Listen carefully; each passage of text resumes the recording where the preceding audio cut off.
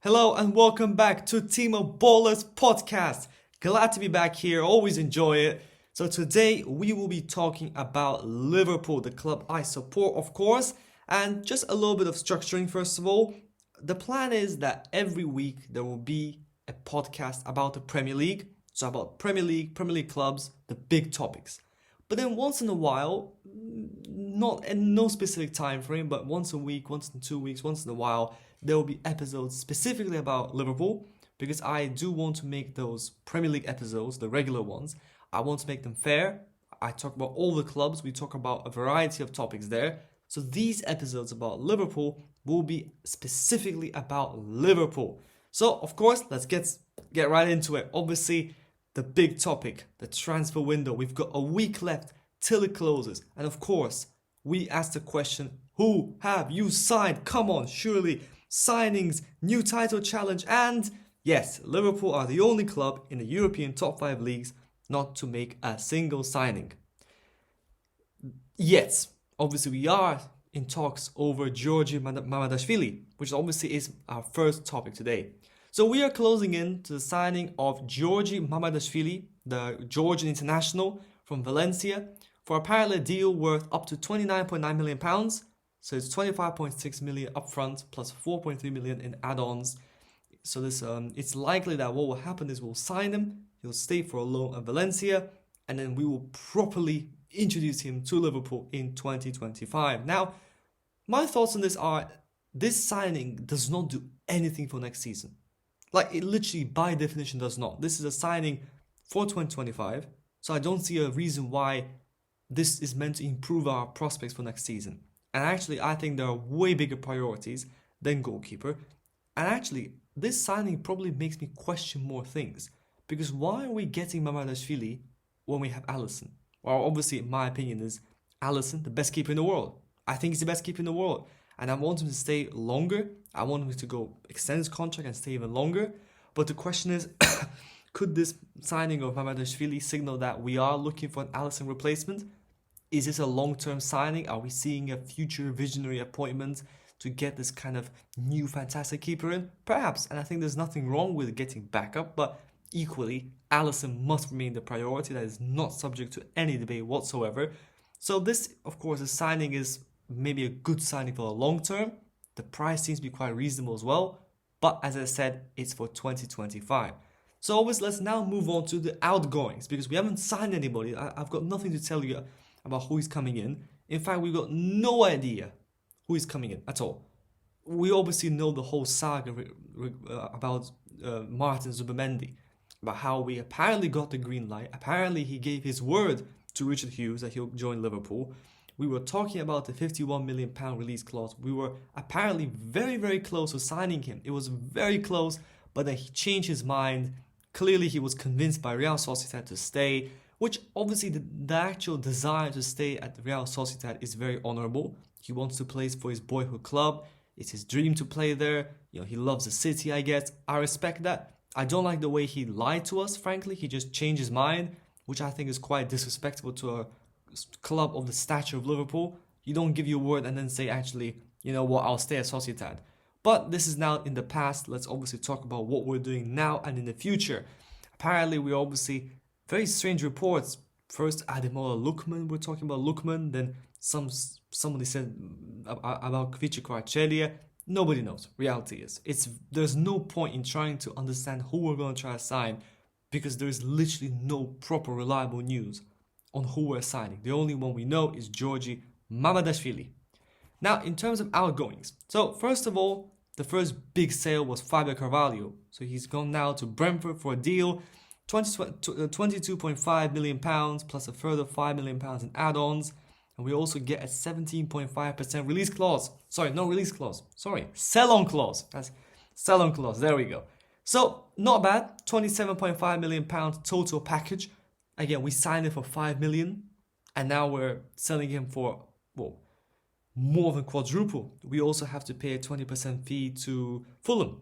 So we'll pay that to Fulham because obviously we bought him from Fulham the year they got promoted from the Championship. And he was a promising, exciting player. There was When he was first signed, I remember he had an excellent start to the season. He scored some big goals like the winner against Newcastle at home, scored some really nice goals, but in the end, he struggled to get minutes.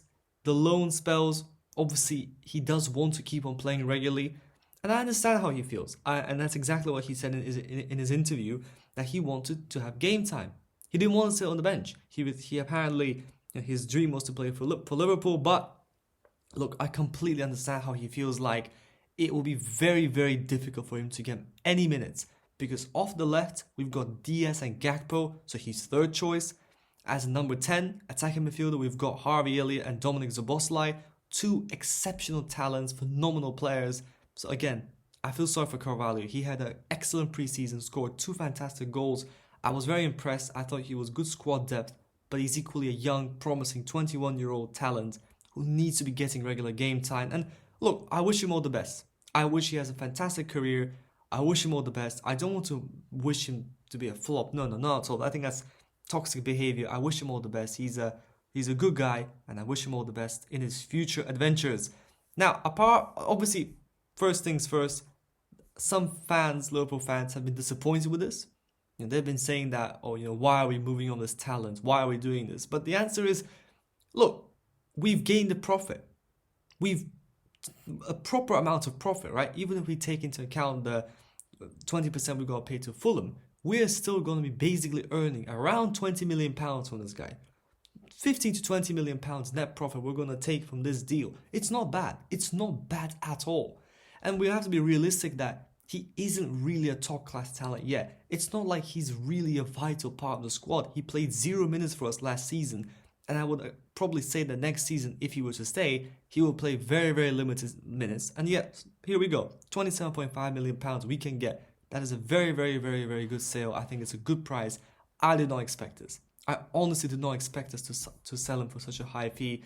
But look, here we go. It happened. Next, we've also got Bobby Clark, who's gone to Red Bull Salzburg for £10 million. This one, I'm actually disappointed. I think Bobby Clark is a good player. He's a good midfielder. He got 1 goal, 1 assist last season for us in the senior team. 12 appearances last season, including some Premier League appearances. I think he's a good player. He's a good talent, young, high potential. We got him 3 years ago. But again, it comes down to this playing time problem. Is the fact that these young talents want to play regular football. And we already have a lot of other very talented young midfielders. Ryan Gravenberch, Harvey Elliott, Dominic Szoboszlai, Curtis Jones. We have to give them also playing time, don't we? And let's not forget that Dominic Szoboszlai is actually he's still very young. So we can't be like Chelsea and have an army of players in one position. We do have to be mindful of that. And of course, unfortunately, some of them have to be moved on. But I feel sorry about Bobby Clark. I feel like he's a really good talent. And I think that £10 million, I just have that feeling he's going to be worth way more than that.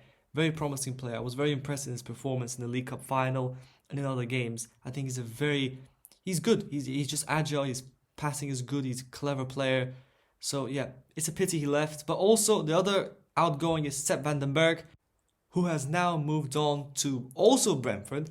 It's going to be a £25 million deal. It's £20 million up front plus £5 million in performance-based add-ons. He signed a 5-year deal at Brentford.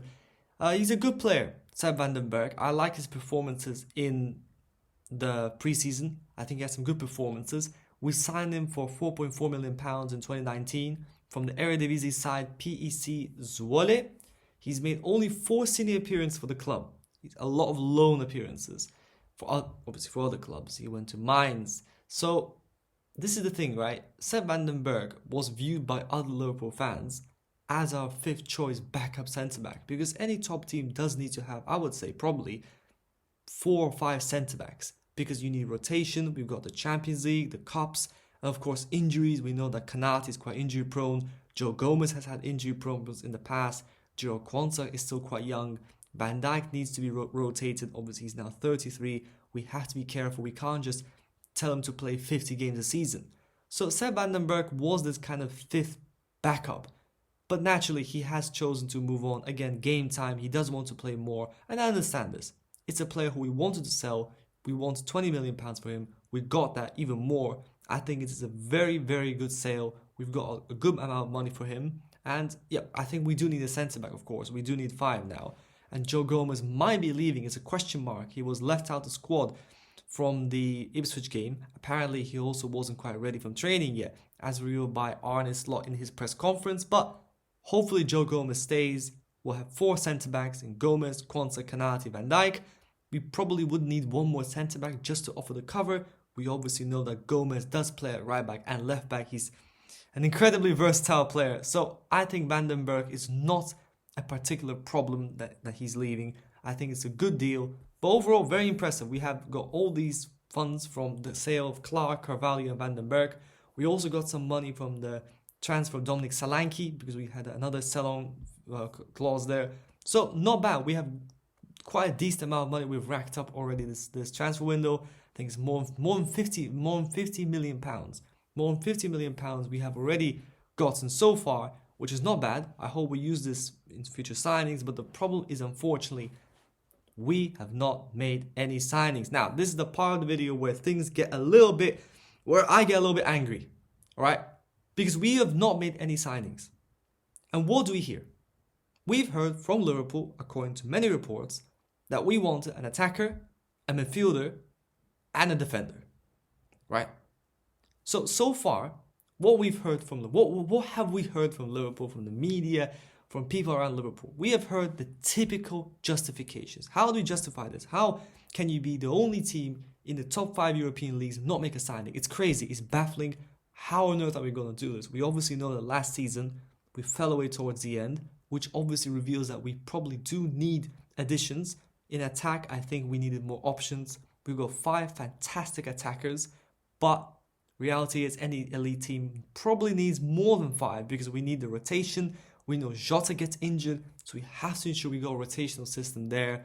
Centre-back is also a question mark, especially with Vandenberg leaving and Matip left as well.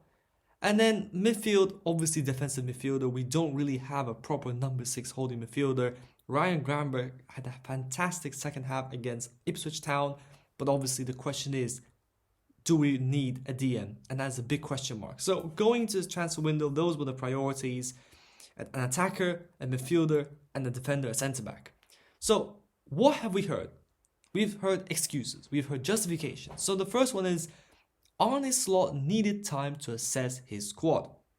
He said this himself. He's been very, very clear that he wants to assess his squad before making any decisions. We understand that, right? This excuse was a very correct justification. It made sense, right? He wants to look at the squad. We've got a good squad. We've got good players. He said this himself in his press conference that he trusts the team. Fantastic. You need time until when, though, is the question. We've got 1 week left in the transfer window. So we're now going to leave any potential business to the last week.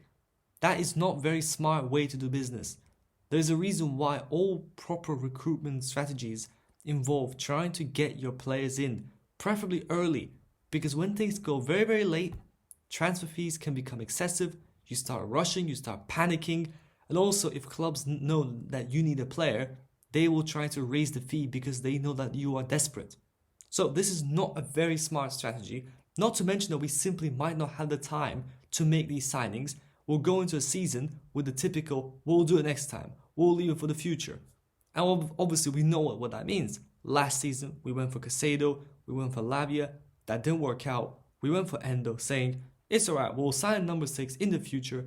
Endo's a temporary signing. Well, here we go. It's 2024, it is already August, the end of August, and we still have not signed a number 6. Suddenly, Gravenberch apparently works as a holding midfielder, as a number 6. Will he be able to sustain that over the season? I'm not so sure. Credit to Arne Slot that he has been able to use him there. I hope he does well. That doesn't negate the need for a number 6. That doesn't mean that a signing like Zubimendi would not elevate our squad. It would. It would still elevate our squad. And now apparently Endo's good enough. Are we going to sell him now? We tried to sell him. We wanted to sell him. Apparently he doesn't suit Slot's style. But now that we don't have another number 6, we have to keep Endo. Suddenly he's good enough. Interesting, very interesting. The other justification that we have heard is the fact that there's a new recruitment team. We obviously know we brought back Michael Edwards. We got a new recruitment team. We got Richard Hughes. I understand that they need time to get to grips. They need time to understand how the club works. Conversation with Arne Slot, conversation with the team. I completely understand that. Probably not till 23rd of August. We've already had, 2.5 months, more than 2.5 months of this summer transfer window. So I'm not going to believe that we need such a long time to start making signings. Look, Manchester United got a new recruitment team as well. They got new owners. And, well, look at them. They made signings in June. So I understand waiting in June, waiting in July. I don't understand waiting till late August. Because the fact that we're the only team in the European top 5 leagues not to make a signing kind of tells you the full story. Right? We're not the only team. It's very common in football that new people come in the club, new managers come in, new owners come in. I don't quite remember this strange 3-month wait to make any signing. The next justification we hear is that we're trying to find the right guy.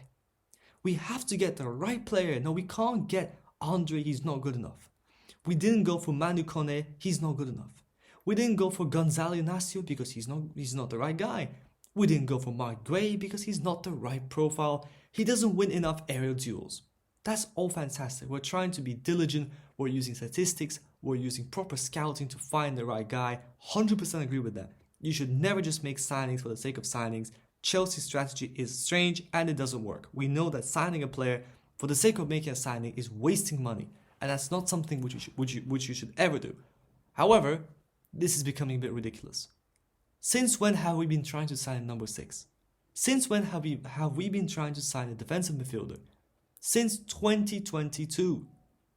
Literally, that is when we began to think about a defensive midfielder. That became an obvious problem in 2023, when obviously Fabinho left. We had no defensive midfielders left. We had a massive problem. We signed Endo as a temporary solution. The next January transfer window, we do nothing. And then this summer, again, no defensive midfielders. Why? We're trying to find the right guy. And when we found him in Zubimendi, he rejected us. I mean, look, trying to find the right guy is one thing, but then not signing anybody and saying, well, we're trying to find the right guy is another problem. Because whilst you're trying to find the right guy, we are missing our performances. Right? We need a centre-back. We need to think about the future. We need to think about what we're going to do beyond Van Dijk. We can't just keep sitting here and waiting for the right guy who might simply not exist. Because that comes to the fourth justification is the options are too expensive. So we want to find the right guy to be good enough, but then we also don't want to spend too much because it's too expensive, right? But then that creates a bit of a dilemma because to find the right guy, you're going to have to pay a lot of money. Someone like Declan Rice, just purely hypothetically, is a phenomenal football player who would clearly fit our standards. He's phenomenal, but he's very expensive, right? Someone like Alexander Isak is a sensational forward, a brilliant striker who would elevate our team, but he's very expensive. So the problem then becomes essentially is we're trying to find the right guy, we want him to be good enough, but equally we don't want to spend much. Because when we do have to spend a lot, we oftentimes back down. We saw that with Jude Bellingham, now we're seeing that with also Anthony Gordon. We seem to not be wanting to move forward. Apparently Newcastle offered to us not only Anthony Gordon, but even Alexander Isak. I mean, they had some very crazy times when they were desperately trying to make funds. And again, too expensive, which is understandable. We don't want to spend money too much like Chelsea or United. But there's also a point where we don't sign anyone because every single time it's either he's not good enough or he's too expensive. So that is the problem. That's the problem with all these justifications is fundamentally we've got a week left till the transfer window. We do need signings.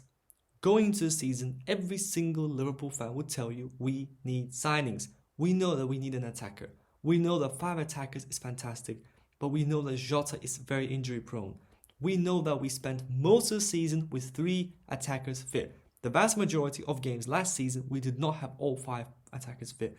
Jota was injured at some points.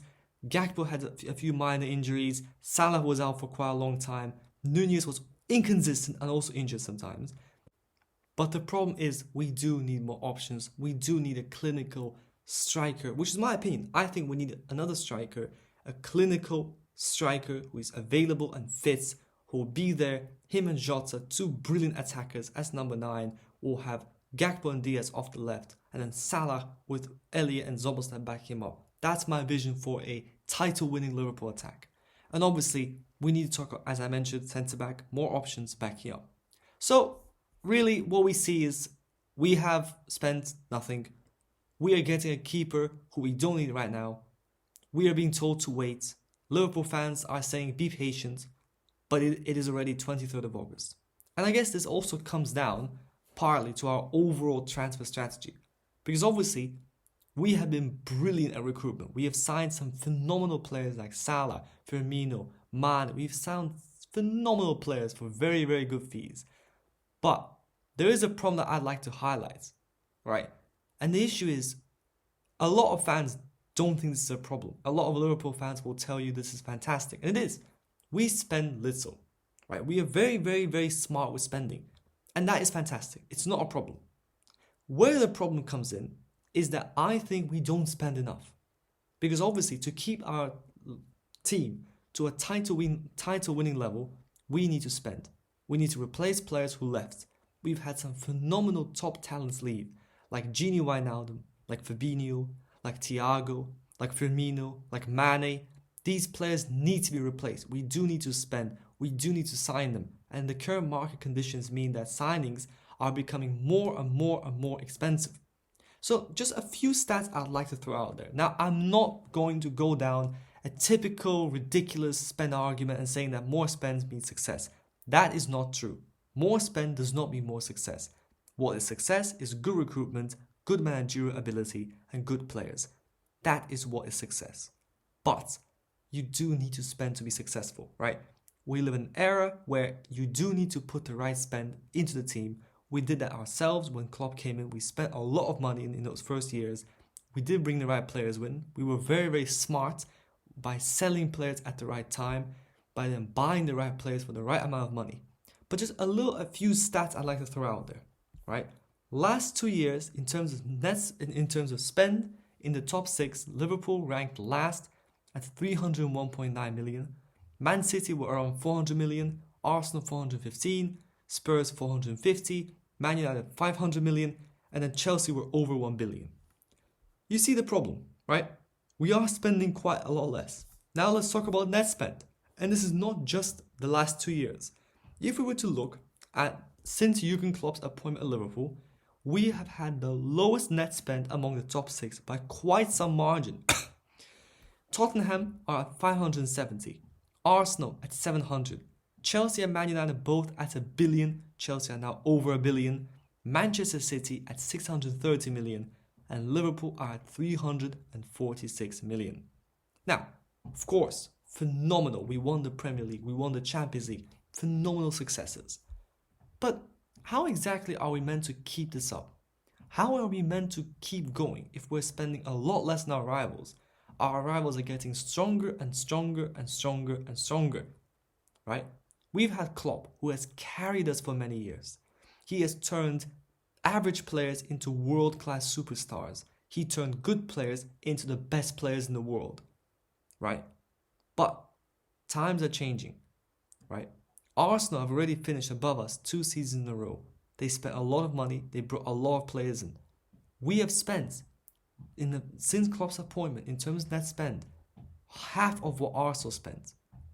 We spent around half, not half, but almost half of Manchester City. This is fantastic that we can spend less and achieve a lot. But there's also a point which we need to up the spend. We do need to bring the right people in. It comes down to how in 2022 we didn't sign a midfielder, right? Gini Wijnaldum, he left in 2021. Did we replace him? Not really. We got Thiago before, but he was never really a long-term signing. Then, after our quadruple challenge season, here comes 2022. What do? We do need a new midfielder. The average age of the midfield is going up and up and up. We got a lot of aging players. Hendo is 33, Fabinho was 28. What do we do? What do we do in that moment? We get Arthur Melo on loan. That is not acceptable. That is not smart behavior. And of course, we can also come down to the fact that the type of players we signed weren't perhaps always very convincing. We spent a lot of money on Darwin Núñez, £85 million in total, and he didn't really deliver. But the overarching theme I see is that I don't really see a way where we can spend a lot less than our rivals.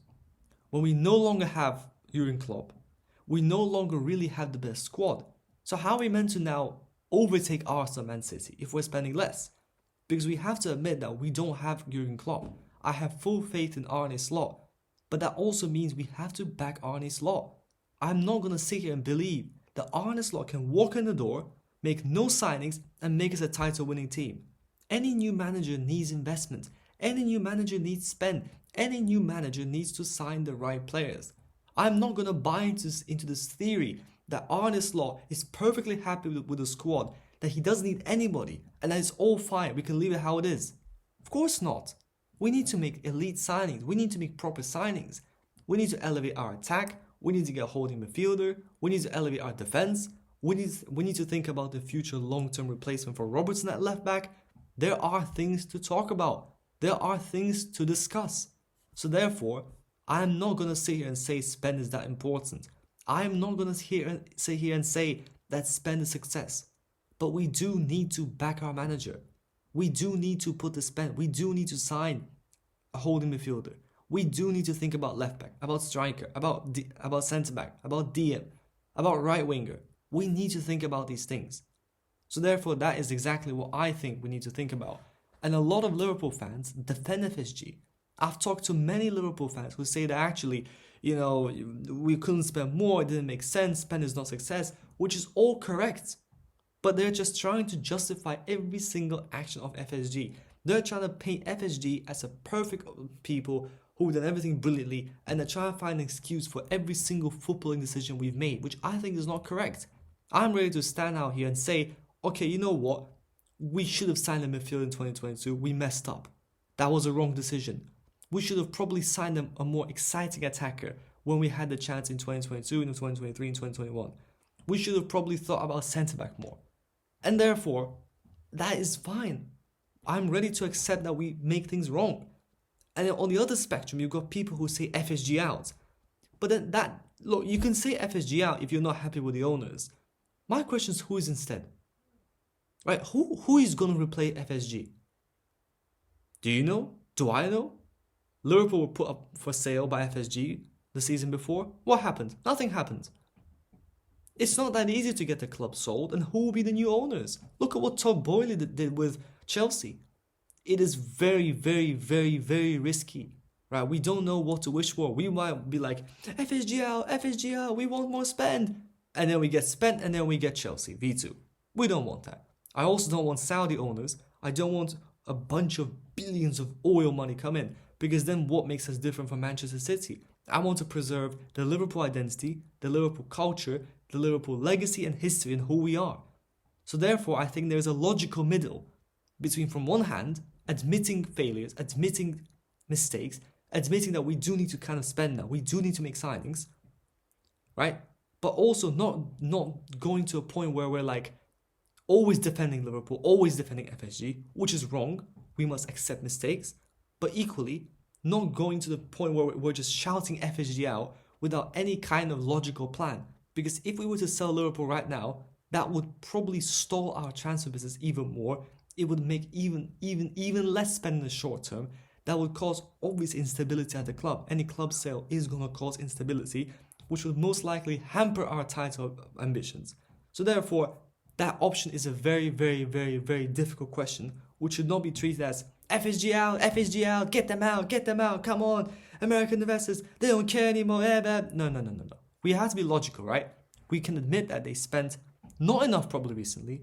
We should have invested more. We should have spent more, fair enough. But equally, we can't just say FSG out without any kind of logical thinking or planning.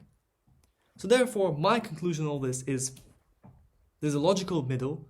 We do have to make signings. We do have to do things, right? We've got a complete mess in terms of the contract situations. Complete mess. Trent, 1 more year left. Mo, 1 more year left. Van Dijk, 1 more year left. What are we doing? How have we not pinned these guys down on a new contract? It's beyond me. I would love to have a conversation with our recruitment team and ask them what is going on. Be that the previous recruitment team, be this the current one. What are we doing on the 23rd of August as of time of recording, and saying, where are the contracts? Where are the contracts? Seriously, where are the contracts? Completely separate conversation, obviously, and ultimately there's nothing we can say about that.